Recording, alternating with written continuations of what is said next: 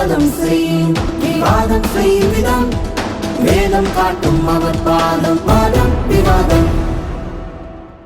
தமிழ் கிறிஸ்தவ ஊடகத்துல முதல் முறையாக வாலிபர்களுக்கு என்று நடத்தப்படக்கூடிய டாக் ஷோ வாதம் விவாதம்.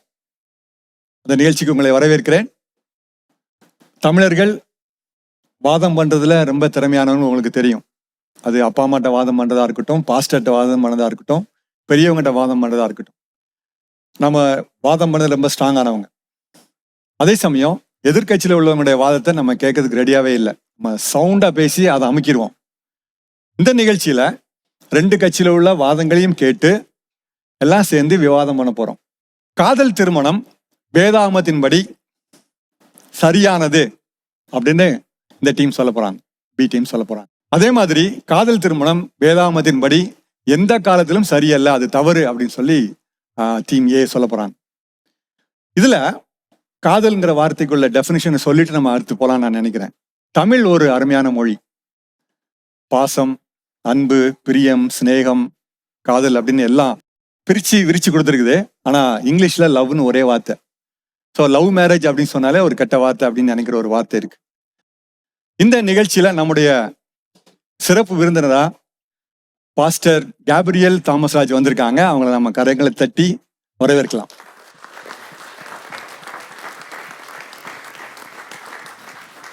பாஸ்டர், இந்த நிகழ்ச்சிக்கு நீங்க வந்தது எங்களுக்கு ரொம்ப மகிழ்ச்சி. ஏன் அப்படின்னா, நீங்க நிறைய திருமணங்கள் நடத்தி வச்சிருப்பீங்க. அந்த திருமணங்கள்ல சிலது லவ் மேரேஜா இருக்கும், அரேஞ்ச் மேரேஜ் இருக்கும், சிலது லவ் பண்ணி பெற்றோர்கிட்ட ஒப்புதல் வாங்கி அப்புறம் அரேஞ்ச் மேரேஜை பண்ணியிருப்பாங்க. எல்லாத்தையும் நீங்க பார்த்துருப்பீங்க. அது மட்டும் இல்ல, அந்த திருமணமான பிறகு அந்த ஜோடிகள் எப்படி இருக்காங்க, லவ் மேரேஜ் பண்ணவங்க எப்படி இருக்கிறாங்க, அரேஞ்ச் மேரேஜ் பண்ணவங்க எப்படி இருக்கிறாங்க, அதுல ஹைஸ் அண்ட் லோஸ் நீங்க பார்த்துருப்பீங்க, கவுன்சிலிங் வந்திருப்பாங்க. ஆகவே இந்த நிகழ்ச்சிக்கு நீங்க ஒரு சிறப்பு விருந்தினராக வந்தது எங்களுக்கு மிகுந்த மகிழ்ச்சி. உங்களுடைய இன்சைட்ஸ் கண்டிப்பா எங்க எல்லாருக்குமே யூஸ்ஃபுல்லா இருக்கும். அதை பார்த்துட்டு இருக்க எல்லாருக்கும் யூஸ்ஃபுல்லா இருக்கும் நினைக்கிறேன். நம்ம டெஃபினிஷனுக்குள்ள போகலாம். நீங்க காதல் திருமணம் அப்படின்னா என்ன மீன் பண்றீங்க? நீங்க என்ன மனசுல வச்சிருக்கீங்க? இருமணமும் ஒருமணம் ஆகிறது தான் என்னை பொறுத்தளவு காதல் நினைக்கிறேன். கவிதையா இருக்குது. காதல் அப்படின்னா ஒரு நபர் எப்படி இருக்காங்களோ அவங்களோட கேரக்டரை அப்படியே நம்ம ஏத்துக்கிறது தான் என்னோட புரிதல். காதல் அப்படின்றது அவங்க கிட்ட எந்த ஒரு எதிர்பார்ப்பும் இல்லாம அவங்க எப்படி இருக்காங்களோ அதே இதை நம்ம அப்படியே ஏத்துக்கிறது தான் காதல். நான் ஒரு கேள்வி வச்சிருக்கிறேன், நீங்க உங்க டெஃபினிஷன் சொல்லுங்க உங்க சைட்ல இருந்து. காதல்ங்கிறது ஒரு ஈர்ப்பு. ஒரு விஷயத்த பாக்குறோம், அந்த விஷயத்த பார்த்தோன்னே உடனே முடிவு பண்ணி நம்ம அதை இது பண்ணிட முடியாது. அந்த மாதிரி அது ஒரு ஈர்ப்பு, அது ஒரு ஈர்க்குது நம்மளை போட்டு. ஓகே, ஈர்ப்பு அதை விட்டுக்கலாம்.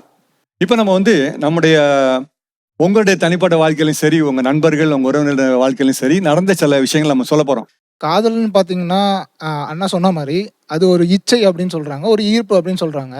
ஆனால் காதலுங்கிறது ஈர்ப்பு மட்டும் கிடையாது, ஒரு ஆசை வருது. அது ஆசை தான் தவிர அது ஆசை ஒரு கமிட்மெண்ட்டாக மாறுது. நான் என்ன ஆனாலும் இவங்க கூட இருப்பேன் அப்படின்ற ஒரு கமிட்மெண்ட் ஆகும்போது தான் அது காதல் ஆகுது. அதுக்கு முன்னால் அது வெறும் ஆசையாக மட்டும்தான் இருக்கும். இப்போ உதாரணத்துக்கு எடுத்துக்கோங்களேன், இப்போ ஒரு 2 பேர் லவ் பண்ணுறாங்கன்னா அவங்களுக்கு 2 பேரும் அழகாக இருக்கிறாங்கன்னு வச்சுக்கோங்க. இப்போ கமிட்மெண்ட்டில் இருக்கிறாங்க, ஒரு லவ்வில் இருக்கிறாங்க. இப்போ ஒருத்தங்களுக்கு ஆக்சிடென்ட் ஆகி அவங்க எல்லாம் டிஃபார்ம் ஆகிட்டாங்கன்னு நினச்சிக்கோங்க. திருப்பியும் அவங்க அந்த லவ்வில் கண்டினியூ பண்ணுறாங்களா, இல்லை அவங்க விட்டுட்டு போனால் அது ஆசை மட்டும்தான். ஸோ அந்த கமிட்மெண்ட்குள்ளே போகிறது தான் நாங்கள் காதல்னு சொல்கிறோம். ஸோ நீங்கள் அதை ஃபஸ்ட்டு கிளாரிஃபை பண்ணிக்கோங்க. காதலுங்கிறது ஆசை மட்டும் கிடையாது, அதுக்கு மேலே அந்த கமிட்மெண்ட்குள்ளே போகிறது. நீங்கள் எதுவும் வச்சுருக்கீங்களா டெஃபினிஷன்? என்னை பொறுத்தளவு காதல்னா அது ஒரு கமிட்மெண்ட். அது இப்போ இருக்க காலகட்டத்தில் அது ஃபுல்லாக romance and most of the people எடுத்துக்கிறாங்க இப்போ இருக்க ஜென்ரேஷன். ஆனால் அது ஒரு கமிட்மெண்ட். அந்த commitment includes family decision making, financial handling, அப்புறம் அவங்க பார்ட்னர் ஃபீலிங்ஸ் புரிஞ்சுக்கிறது. ரெண்டு குடும்பம் ஒன்றா இணையுது அவங்க 2 பேர்த்தினால. அதனால் அந்த ஃபேமிலி எப்படி ஆதரவாக அன்பாக வச்சுக்கிறாங்க, அந்த புரிதல், அந்த கமிட்மெண்ட்டை தான் நான் காதல்னு சொல்கிறேன். இந்த காலத்தில் பார்த்தோம் அப்படின்னா எந்த அரேஞ்ச் மேரேஜாக இருந்தாலும் சரி, லவ் மேரேஜாக இருந்தாலும் சரி, புரிதல் அப்படின்றது மேரேஜ்க்கு அப்புறம் தான் அந்த கப்பிள்ஸ்குள்ளே நடக்கிறது. அவங்க எவ்வளோ வருஷம் காதல் இருந்தாலும், 20 இயர்ஸாக இருந்தாலும், 18 இயர்ஸாக இருந்தாலும், 8 இயர்ஸ், 7 இயர்ஸாக இருந்தாலும், அந்த அண்டர்ஸ்டாண்டிங் அப்படின்றது ஓரளவுக்கு தான் அவங்களால அண்டர்ஸ்டாண்ட் பண்ண முடியுது. அவங்களோட ரியல் ஃபேஸ் அப்படின்றது ஆஃப்டர் மேரேஜ்க்கு அப்புறம் தான் தெரியுது. ஸோ லவ் அப்படின்றது ஒரு கம்ப்ளீட் அண்டர்ஸ்டாண்டிங் கொடுக்கறது கிடையாது. ஒரு அண்ணா. அவங்களும் ஒரு அக்காவும் வந்துட்டு லவ் மேரேஜ் தான் பண்ணாங்க. ஸோ நல்லா சந்தோஷமாக ஹாப்பியாக தான் அவங்க என்ஜாய் பண்ணி வந்தாங்க. வாழ்க்கை ரொம்ப அழகாக சூப்பராக இருந்துச்சு. ஆனால் ஒரு கட்டத்தில் அந்த அக்கா வந்துட்டு பார்த்தோம் அப்படின்னா சோஷியல் மீடியா அதில் அதிகமாக யூஸ் பண்ணி வேறு ஒரு நபர் மேலே அவங்களோட அட்ராக்ஷன் போயிடுச்சு. ஸோ அவங்கள வந்துட்டு லவ் பண்ண ஆரம்பிச்சிட்டாங்க. ஈவன் அவங்களுக்கு ஒரு கிட்டு கூட இருக்குது, ஒரு குழந்தை இருக்காங்க. ஒரு 8 years இருக்கும் அந்த குழந்தைக்கு. இப்போ பார்த்தோம் அப்படின்னா அவங்க மேலே லவ் வந்ததுனால அவங்கள மேரேஜ் பண்ணிவிட்டு இந்த ஃபேமிலியை விட்டுட்டு அந்த அக்கா போயிட்டாங்க. ஸோ அரேஞ்ச்டு மேரேஜில் வந்தவங்க எக்ஸ்ட்ரா மேரிட்டல் அஃபேர் வராதா? எக்ஸ்ட்ரா மேரிட்டல் அஃபேர்ஸ் வந்துட்டு அரேஞ்ச் மேரேஜை விட ஃபர்ஸ்ட்டு காதல் மேரேஜில் வந்துட்டு பார்த்தோம் அப்படின்னா அவங்க ஆரம்பத்திலவே வந்துட்டு அட்ராக்ஷனில் தான் இருக்காங்க. ஸோ டக்குன்னு வந்துட்டு அரேஞ்ச் மேரேஜை விட மற்றவங்க மேலே அந்த ஈர்ப்பு வர்றது வந்துட்டு அந்த ஈர்ப்பு ஷிஃப்ட் ஆகுறது அது வர்றது வந்துட்டு ரொம்ப இதில் ஈஸியாக இருக்கும். நீங்கள் என்ன நினைக்கிறீங்க அவங்க சொன்னதுக்கு பதில்? ஆக்சுவலி என்னைய பொறுத்த வரைக்கும் லவ் மேரேஜா அரேஞ்ச் மேரேஜான்னு பார்த்து டிவோர்ஸ் பண்ணுறவங்க இல்லை. நார்மலாக மேரேஜ் பண்ணிட்டாலே ஒரு அவங்க லவ் மேரேஜ் பண்ணியிருந்தாலோ அரேஞ்ச் மேரேஜ் பண்ணியிருந்தாலோ எண்டிங்கில் போய் அப்படி தான் நிற்கிறாங்க. மேபி அவங்க உண்மையான நாங்கள் சொல்கிற இந்த லவ் அப்படிங்கிற விஷயத்த புரிஞ்சுக்காமல் இருந்திருக்கலாம். ஸோ அவங்களோட லைஃப்பில் அது வேறு மாதிரி ரிஃப்ளெக்ட் ஆகி மேபி லஸ்ட்டுனால அவங்க மேரேஜ் பண்ணியிருப்பாங்க. அப்புறம் அந்த லஸ்ட்டு போனதுக்கப்புறம் அந்த லவ்வே இல்லாமல் போயிருக்கும்ல. ஸோ அந்த அந்த அந்த மீனிங்கில் தான் அவங்க சொல்கிறாங்கன்னு நினைக்கிறேன். ஓகே, நீங்கள் உங்களுடைய அனுபவங்கள் கேள்விப்பட்ட விஷயங்கள் சொல்லாமா? ஒரு அண்ணா ஒரு அக்கா சொன்னாங்க. ஆனால் என்னுடைய வாழ்க்கையிலே நான் 2 கப்புள்ஸ் பார்த்துருக்கேன். லவ் மேரேஜ் தான். திருமணத்துக்கு முன்பே லவ் பண்ணாங்க. அந்த காதலை திருமணத்தை நோக்கி கடத்திட்டு போகிறவங்களா இருந்தாங்க. ஏதோ காதல் பண்ணோம், சுற்றினோம், பீச்சுக்கு போனோம், இந்த தேட்டருக்கு போனோம், சுற்றணும் அப்படின்னு இல்லாமல் அதை திருமணத்துக்கு நோக்கி நம்ம கொண்டு போகிறோமா அப்படிங்கிறது தான் முக்கியம். சும்மா சுற்றுறது அது இல்லை. திருமணத்தை நோக்கி கொண்டு போனால் அது ரியல் காதல் தான். காதலை வந்து திருமணத்தை நோக்கி நீங்க எப்படி எடுத்துருப்பீங்க? அப்ப திருமணத்துக்கு முன்னாடி நீங்க காதல் பண்றது எப்படி சரின்னு லவ் சொல்றீங்களா? பண்ணுறதே கல்யாணம் பண்ணுறதுக்கு தான். இல்ல. கலட்டிட்டு வர்றதுக்காக இல்ல அப்படி கிடையாது. எதுக்கு காதல் பண்றோம்? நோ. காதல் பண்றது திருமணம் பண்றதுக்கு தான் காதல் பண்றாங்க, லவ் பண்றாங்க. எத்தனை பேர் காதல் பண்ணி திருமணம் பண்றாங்க? இப்போ யாரு லவ் பண்றவங்களாம் திருமணம் பண்ணிக்கிறாங்களா அதே பொண்ணு? ஏங்க இப்போ அரேஞ்ச் மேரேஜ் பண்றீங்கல்ல, எத்தனை பொண்ணு பார்த்துருப்பீங்க? பார்த்துருப்போம். பார்த்த உடனே பொண்ணை கல்யாணம் பண்ணீங்களா? நீங்க பார்த்த உடனே நீங்க வந்து போறீங்களா? அடுத்த பொண்ணை பாக்கீங்களே, இந்த பொண்ணு பிடிக்கல, எனக்கு இவ்வளவு டவுரி கம்மியா கொடுக்காங்க, கூட டவுரி பண்ண கல்யாணம் பண்றீங்களா? அப்ப அது தப்பு இல்லையா? அதே இது நீங்கள் லவ் பண்ணுறீங்கல்ல, லவ் பண்ணுறதுக்கு முன்னாடி எத்தனை எத்தனை எத்தனை பசங்க எத்தனை பொண்களை லவ் பண்ணியிருப்பாங்க, எத்தனை பொண்ணுங்க எத்தனை பசங்களை லவ் பண்ணியிருப்பாங்க.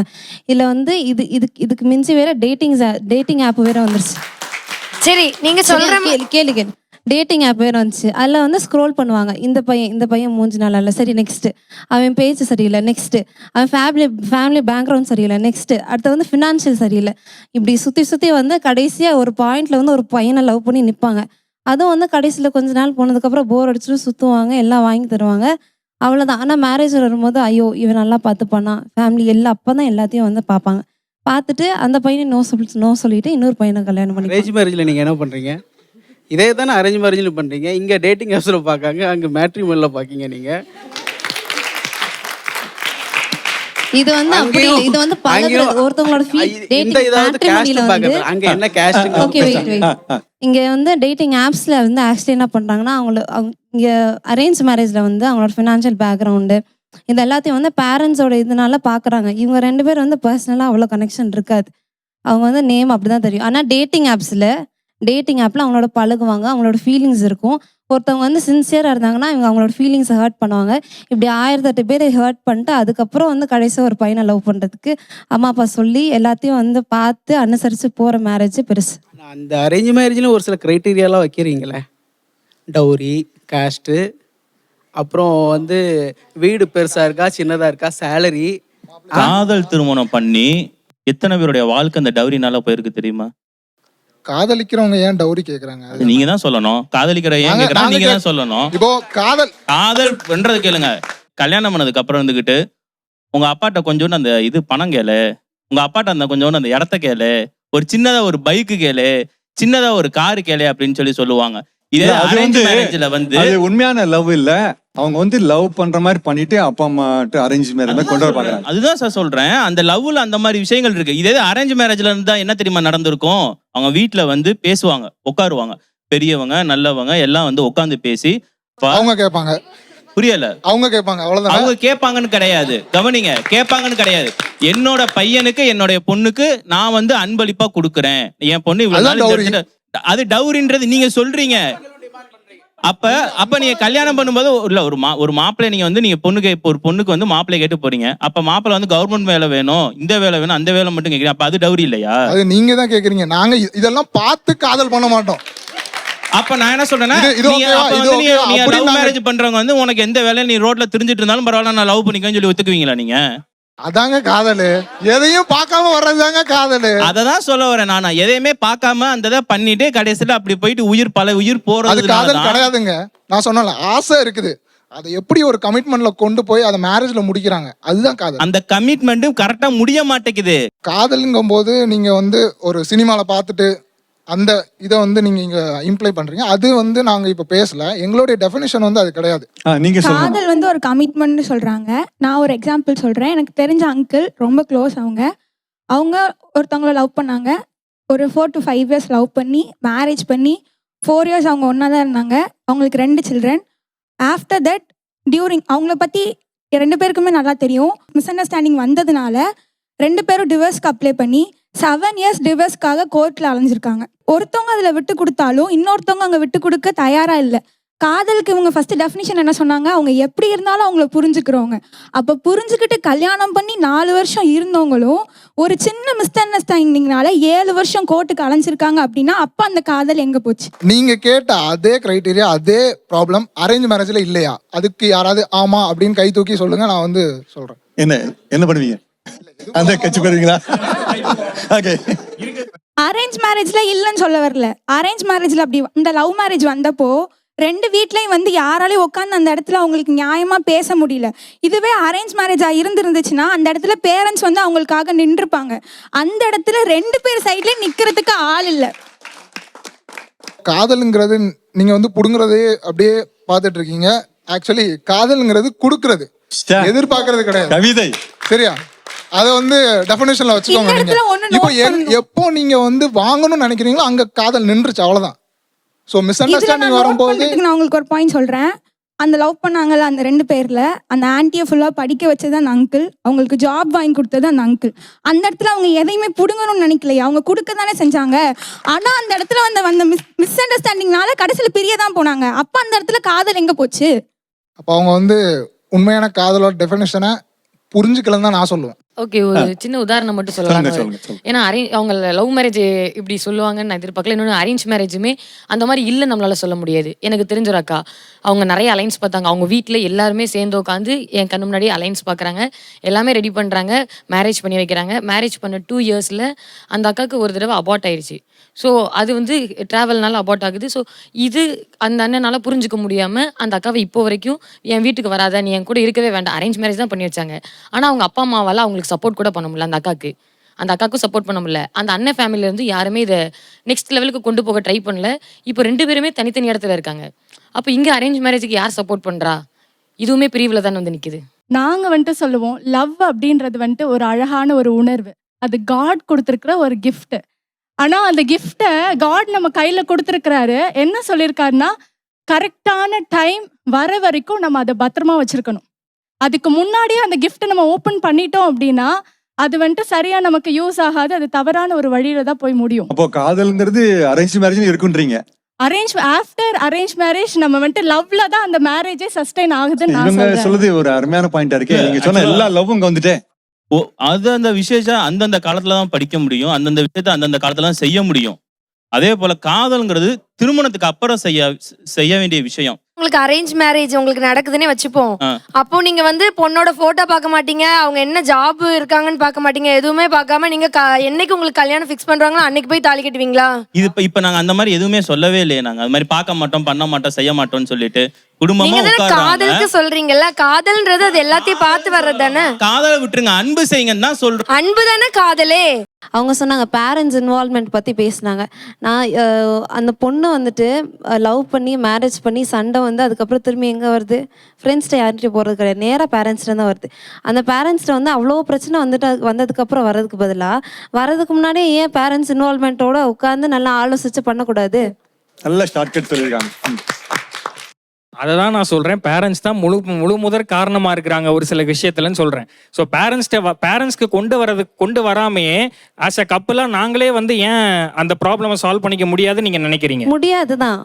அது எப்படிங்க நீங்க அதுதான் சொல்லுவீங்க? முடியாது. ஏன்னா நாங்க எங்களால முடியும். சின்ன வயசுல இருந்து வளர்ந்துருக்கீங்க. உங்களுக்கு என்ன ட்ரெஸ் போடணும், உங்களுக்கு என்ன பிடிக்கும், என்ன வேணும்னு ஒண்ணு ஒண்ணா பார்த்து செஞ்சவங்க ஏன் உங்க மேரேஜ்ல பண்ண மாட்டாங்களா?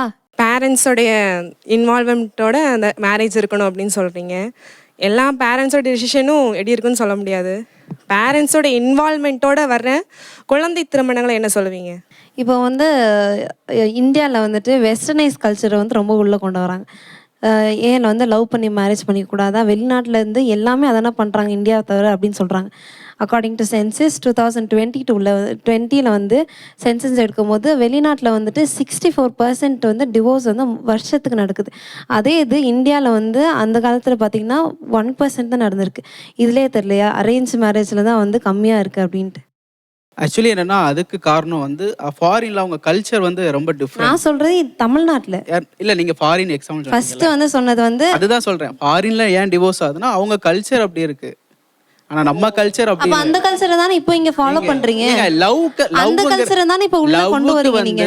இல்ல சார் அவங்க என்ன சொன்னாங்கன்னா டிவோர்ஸ் அதிகமாகுதுன்னு சொல்றாங்க. அதுக்கு அவங்க கல்ச்சரும் ஒரு காரணமா இருக்கா. பட் நம்ம கல்ச்சர் அப்படி கிடையாது. நம்ம கல்ச்சர் லவ் பண்ணாலும் நம்ம ஒரே பொண்ணை தான் கல்யாணம் பண்ணணும், அவங்கள கடைசி வரைக்கும் காப்பாற்றணும் அப்படிங்கிற நினைக்கிற ஒரு கல்ச்சர். அப்படி வந்தனால அப்படி கிடையாது. அப்படி வந்தனால தான் 60% வந்து 3 வருஷத்துல இன்க்ரீஸ் ஆயிருக்கு டிவோர்ஸ். அந்த கல்ச்சர் வந்தவங்க எல்லாமே வந்து லவ் மேரேஜ் பண்ணவங்க தான் வந்திருக்காங்க. ஸ்டெப் பை ஸ்டெப்பா வருது. அது வந்து டிவோர்ஸ் வந்து லவ் மேரேஜ்ல தான் அப்படின்லாம் சொல்ல முடியாது. அரேஞ்ச் மேரேஜ்லயும் அதிகமா இருக்கு. லவ் மேரேஜ்ல தான் சுப்ரீம் கோர்ட்டே சொல்லிட்டாங்கயா. என்னது இப்போ நீங்க சொன்ன கேசஸ் எல்லாமே பாஸ்ட்ல நடந்த விஷயங்கள் சொல்றீங்க. பாஸ்ட்ல பிரசன்ட்லயும் நடக்குது. இல்ல அந்த ஸ்டாட்டிஸ்டிக்ஸ் அப்புறம் வந்து இந்த கோர்ட் சொன்ன வந்து அதெல்லாம் ரீசன்ட் 2023 அது முடிஞ்சதுக்கு அப்புறம் தானே டிவோர்ஸ் ரெக்கார்ட் ஆனதுக்கு அப்புறம் தானே அதை ஃபேக்ட் எடுப்பாங்க. ஸோ அது முடிஞ்சது. நம்ம சொல்லி கொடுப்போம் எப்படி லவ் பண்ணணும்னு சொல்லிட்டு, அவ்வளவுதானே. ஓகே, இப்போ நான் வந்து ஒரு சின்ன டிஸ்க்ளைமர் கொடுக்க விரும்புகிறேன். இந்த நிகழ்ச்சியை பார்க்குறவங்களும் சரி, நீங்கள் இதை கேட்டுருக்கவங்களும் சரி, இவங்க லவ் பண்ண வைக்கிறாங்க சொல்கிறாங்க அப்படின்னு சொல்லி நினச்சி நீங்கள் துண்டாக ரீல் கட் பண்ணி சோஷியல் மீடியாவில் போட்டு எங்களை ஒரு வழி பண்ணிடாதீங்க. 2 பக்கத்தில் உள்ள நன்மை தீமையில நம்ம வந்து நல்லா கேட்கும் போது தான் புரியும் அப்படிங்கிறதுக்காக நம்ம சொல்ல வரோம். யாரையும் நாங்கள் கண்டிப்பாக லவ் பண்ணுங்க அப்படின்னு நாங்கள் சொல்ல போகிறதில்ல. அண்ட் அரேஞ்ச் மேரேஜ் தான் பண்ணணும்னு நான் சொல்ல போகிறதில்ல. சரியா? அரேஞ்ச் மேரேஜ் ரைட்டு தப்பு அப்படின்னு நான் சொல்ல வரவே இல்லை. 2லேயும் ப்ளஸ் இருக்குது மைனஸ் இருக்குது. வேதத்தின்படி நம்ம சொல்லிட்டோம். இந்த சூழ்நிலை பாஸ்டர் வந்து கடைசி கன்க்ளூஷன் சொல்லி நான் முடிக்க விரும்புகிறேன். ஓகே, ஒரு ஆக்கப்பூர்வமான ஒரு கலந்துரையாடல் தான் சொல்லணும். இது வரைக்கும் நான் கூட கேள்விப்படாத நிறைய புது புது தாட்ஸ்லாம் எனக்கு கிடைச்சது. லவ் மேரேஜ் பற்றி வித்தியாசமான ஐடியாஸ் அண்ட் தாட்ஸ், அண்ட் அதே போல் அரேஞ்ச் மேரேஜ் பற்றி ரொம்ப ரொம்ப அருமையான தாட்ஸ். 2 பக்கம் I was enjoying both sides. ரொம்ப ஸ்ட்ராங்காக அவங்களுடைய தாட்ஸை வந்து ப்ரெசென்ட் பண்ணீங்க. I think both are open for opinion. 2 பேருமே ஒப்பீனியன்ஸ் டிஃபராக இருந்தாலும் I think we need to listen to each others opinion. அதில் வந்து ரொம்ப நம்ம ஓப்பனாக இருக்கணும். இப்போ மெயின் கேள்வி என்னன்னா, ஒரு கிறிஸ்தவனா வந்து எந்த மெத்தட் ஆஃப் மேரேஜை சூஸ் பண்ணுறது? முதலாவது வந்து லவ் மேரேஜ் பண்ணுறவங்க என்ன நினைக்கிறாங்கன்னா, அரேஞ்ச் மேரேஜை விட லவ் மேரேஜ் தான் ரொம்ப சுப்பீரியர்னு நினைக்கிறாங்க. It is for superior. வந்து அரேஞ்ச் மேரேஜ் தான் அதுதான் கண்டிப்பாக நம்ம சூஸ் பண்ணணும். கல்யாணம் பண்ணால் அதுதான் best choice, it's the most superior thing அப்படின்னு நினைக்கிறாங்க. அதாவது இப்போது சில பேர் நீங்கள் பேசுனது கூட கேட்டேன். அதாவது குணசாலியான ஸ்திரியை கண்டுபிடிக்கிறவன் யார் அப்படின்னு போட்டிருக்கு. அதனால கண்டுபிடிச்சு தெரிஞ்சுக்கிட்டு அதுக்கப்புறமா கல்யாணம் பண்ணுறது தான் சேஃப் பெட் அப்படின்னு நினைக்கிறது உங்கள் தாட் வந்து சொன்னது கேட்டுட்டு தான் இருந்தேன். பட் நீங்கள் என்ன தான் கண்டுபிடிச்சி என்ன தான் நீங்கள் லவ் பண்ணி கடைசியில் கல்யாணம் பண்ணி நின்னாலும் மீட் பண்ணுற பாயிண்ட் வந்து காமன் கிரவுண்ட் தான். ஏன்னு சொன்னால், ஒரு அரேஞ்ச் மேரேஜில் என்னென்ன ப்ராப்ளம்ஸ் இருக்கோ, என்னென்ன சேலஞ்சஸ் இருக்கோ, என்னென்ன டிஃபிகல்ட்டிஸ் இருக்கோ, அத்தனையுமே லவ் மேரேஜ் பண்ணுறவங்களுக்கு இருக்குன்றத மறுக்கவே முடியாது. யாருமே சொல்ல முடியாது அரேஞ்ச் மேரேஜ் வந்து ஹெல்லு, லவ் மேரேஜ் வந்து ஹெவன் சொல்ல முடியாது. மேரேஜ்ன்ற அந்த மீட்டிங் பாயிண்ட்டுக்கு வரும்போது நம்ம பார்த்தோம்னா, you are going to face the same difficulties of life. இப்போ லவ் மேரேஜ் பண்ணுறவங்களுக்கு தனியாக ஓத்து எழுத மாட்டாங்க, தனியாக வாக்குமூலம் தனியாக எழுத மாட்டாங்க. அரேஞ்ச் மேரேஜுக்காக தனியாக வாக்குமூலம் கிடையாது. 2 பேருக்குமே ஒரே வாக்குமூலம் தான். வாழ்விலும் தாழ்விலும், சுகத்திலும் சுகவீனத்திலும், இன்பத்திலும் துன்பத்திலும் தேவன் நம்மை வைக்கும் எல்லா நிலையிலும் உன்னை நேசிப்பேன். இப்போ நீங்கள் சொல்கிறீங்க 7 வருஷம் டைம் எடுத்து நம்ம ஒருத்தர் புரிஞ்சுக்கலான்னு. அதே வாய் தான் திரும்ப சொல்கிறீங்க எல்லாத்தையும் புரிஞ்சிக்கவும் முடியாது. So the risks are always there, அதை மட்டும் மறந்துடாதீங்க. ரெண்டாவது வந்து சில பேருடைய நினைப்பு என்னன்னு சொன்னால், லவ் மேரேஜ் தான் ரொம்ப சேஃபான bet, it's a safe zone, அதில் வந்து அதிகமான ஆபத்துகள் கிடையாது, ஏன்னா நம்ம ஒருத்தரை பற்றி நம்ம தெரிஞ்சுக்கிறோம் அப்படின்றது. அதே போல் அரேஞ்ச் மேரேஜ் பண்ணுறவங்க என்ன சொல்கிறேன்னா, ஐயோயோ அப்படி கிடையாது, லவ் மேரேஜ் நிறைய ரிஸ்க் இருக்குது, அரேஞ்ச் மேரேஜ் தான் சேஃபஸ்ட் ஜோன் வந்து arrange marriage. Let me tell you something, arranged marriage or love marriage, there is nothing called a fool proof marriage. பிரச்சனையே வராத குடும்பம் அப்படின்னு பாதன்றது ஒண்ணுமே கிடையாது.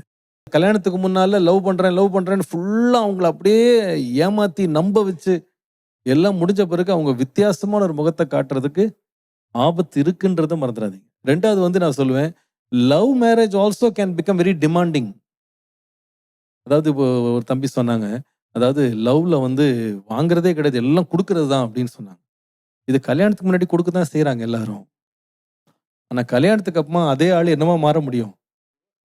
ஆமா, டிவோர்ஸும் கொடுக்குறாங்க, டிமாண்ட் பண்றாங்க, என்னென்னமோ கேட்குறாங்க இல்லையா? அப்போ அவங்க அதிர்ச்சி ஆயிடுறாங்க. இது என்ன, நீ அப்போ அன்னைக்கு வேற மாதிரி இருந்தீங்க, இப்போ வேற மாதிரி இருக்கிறீங்க. இது ரெண்டு பக்கம் நான் சொல்லுவேன், கேர்ள் அண்ட் பாய் ரெண்டு சைட்லயும் டிமாண்டிங்கா மாறுறாங்க. மேரேஜ் வந்து எல்லா கிறிஸ்டியன் மேரேஜும் லவ் மேரேஜா தான் இருக்கணும்னு சொன்னாங்க.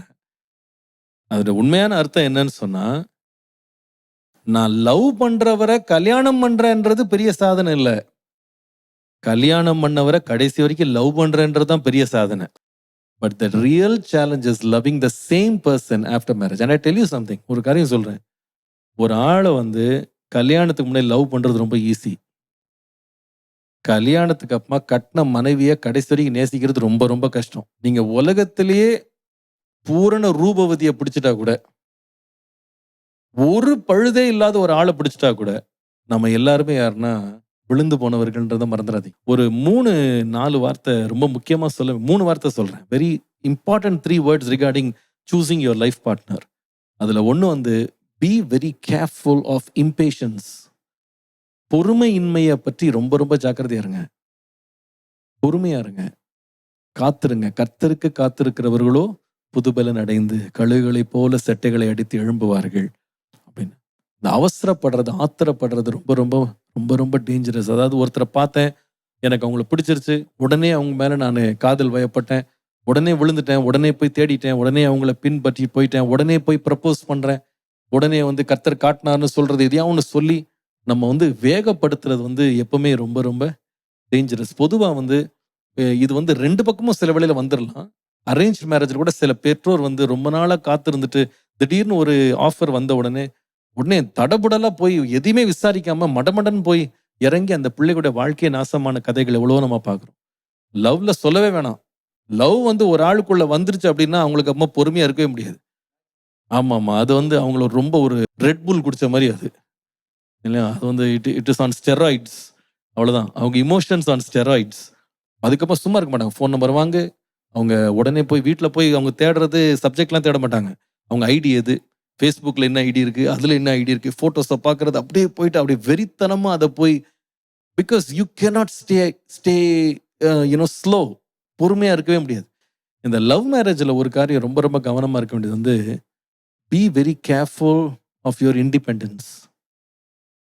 நிறைய பேர் நான் பார்த்துட்டேன், இந்த காதல் வயப்பட்டவங்க வந்து எந்த மாதிரி ஒரு பாதையை தெரிந்தெடுத்துட்டு போயிடுறாங்கன்னா, இனிமேல் யாருமே எனக்கு ஆலோசனை சொல்ல வேண்டியதில்லை, அவங்க தங்க சுய புத்தியை சார்ந்துக்கிட்டு I made the best choice already, யாருடைய ஆலோசனை எனக்கு தேவையில்லை, யாருடைய புத்திமதி எனக்கு தேவையில்லை, யாருடைய கருத்தும் எனக்கு தேவையில்லை, எனக்கு எல்லாமே தெரியும்.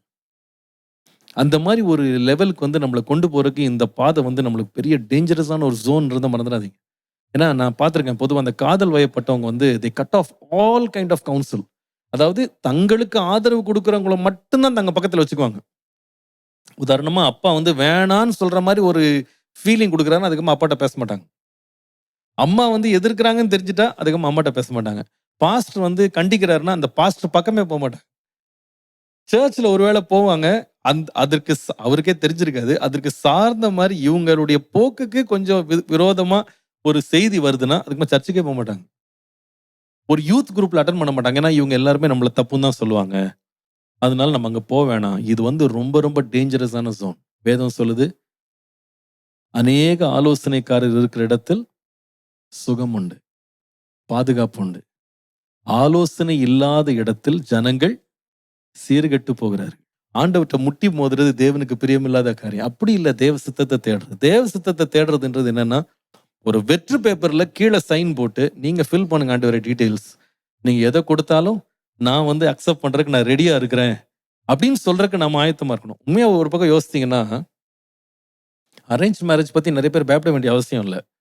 உண்மையா சொல்றேன், நிறைய பேருக்கு ஒரு பயம் இருக்கு. நிறைய யங் பீப்புள், நான் ஜென்யூன் ஃபியர் நான் பார்க்குறேன். ஏன்னா அரேஞ்ச் மேரேஜ் எங்கேயாவது ஃபெயில் ஆனதை பார்த்துட்டு பயப்படுறவங்க நிறைய பேர் இருக்காங்க. ஏன்னா இந்த ட்ரெண்ட், உலகம் ட்ரெண்டு போறதை பார்க்கும்போது இவங்க ரொம்ப பயப்படுறாங்க. நம்ம ஏதோ ஒரு தெரியாத ஒரு இடத்துல போய் விழுத்துருவோமோ அப்படின்னு பயப்படுறவங்க நிறைய பேர் இருக்காங்க. நான் நினைக்கிறேன் நீங்க தோமா மாதிரி இருக்க வேண்டிய அவசியம் இல்லை. நீங்க விசுவாசிங்க. ஆண்டவர் சொன்னார், கண்டு விசுவாசிக்கிறவனை பார்க்கிலும் காணாமல் விசுவாசிக்கிறவன் பாக்கியவான்னாரு. அதனால எல்லாத்தையும் பார்த்து தான் நான் விசுவாசிப்பேன், பார்த்து தான் நான் அக்செப்ட் பண்ணுவேன், தெரிஞ்சுக்கிட்டு தான் நான் வந்து கால் வைப்பேன் அவசியம் கிடையாது. தேவனை சார்ந்து நம்பி ஜெபத்தோடு நல்ல ஆலோசனையோடு நல்ல புத்தியோடு இறங்குறது ரொம்ப ரொம்ப முக்கியம். கடைசியா மூன்றாவது ரொம்ப ரொம்ப முக்கியமான ஒரு காரியம் என்னன்னா, பி கேர்ஃபுல் ஆஃப் இன்டிஸ்கிரெஷன். அதாவது நமக்கு சங்கடத்தை, மன வருத்தத்தை உண்டாக்கக்கூடிய அசட்டை போக்கான ஒரு பண்பு அது நமக்குள்ள இருக்கவே கூடாது. ஏன்னா இது ஆரம்பிக்கும் போது எப்படி ஆரம்பிக்கிறாங்கன்னா, தேவ சித்தம், கர்த்தருக்கு பிரியமானது, என் ஃபியூச்சரை கட்டணும் அப்படின்லாம் ஆரம்பிச்சுட்டு ஒரு குறிப்பிட்ட கட்டத்துல வந்து அந்த பெண்ணை அடைஞ்சிடணும், அந்த பையனை எப்படியாவது நான் கட்டிடணுன்றதுக்காக எந்த காம்ப்ரமைஸ் பண்றதுக்கும் அவங்க ரெடி ஆயிடுறாங்க. லவ்னாலே வந்து சாக்ரிஃபைஸ் பண்றதான். அந்த ஒரு பொண்ணு சொல்லுச்சு அப்படிங்கிறதுக்காக அவன் முடியாததையும் முடிச்சு காட்டுறான். சார் உண்மையா இன்னைக்கு இருக்கிற சுச்சுவேஷன்ல பார்த்தோம்னா 10 வருஷம் லவ் பண்ணாலும் அவங்கள பத்தி உண்மையான குணம் என்னன்னு தெரிஞ்சுக்கவே முடியாது சார். எப்படி நம்ம லவ் பண்ணிட்டோம், இவங்கள தானே கல்யாணம் பண்ண போறோம், அதுக்கப்புறம் என்ன தப்பு இருக்கு லைஃப்ல? எதை வேணா செய்யலாம், ஏன்னா கல்யாணம் தானே பண்ண போறோம். இந்த மாதிரி ஒரு போக்கு வந்து துன்மார்க்கத்துக்கு நேராக கொண்டு போயிடும், நம்ம வாழ்க்கையை கரைப்படுத்திடும். அதுக்கப்புறம் அது விட்டு போகிற வடு இருக்கு பாத்தீங்களா, அதை வந்து ஆற்றுறது ரொம்ப ரொம்ப ரொம்ப கஷ்டம். For further details and prayer support, contact Jesus Redeems Ministries, Nalumavudi, Thoothukudi District, 628-211. Our phone number 04639 353535. info@jesusredeems.org. Our website www.jesusredeems.com. God bless you.